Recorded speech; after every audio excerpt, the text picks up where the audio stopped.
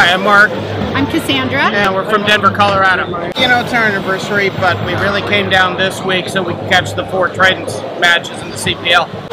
We were in Jamaica a couple of years ago when the West Indies were playing in the 2014 World Cup, and just fell in love with the game, watching them play with the locals in the bars in Jamaica, and went home, tracked it down in the U.S., Which is not easy. was not easy to do at the time, and have followed it since. Well, I've been to a couple of CPLs before, and the experience is really fun.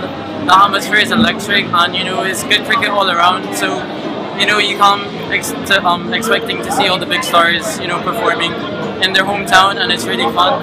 So, you just come, enjoy the people, the atmosphere, good cricket, and a good time. And we love AB de Villiers. Have always loved AB, but for as long as we've watched, AB's our guy. Talk about classic. Go Barbados, try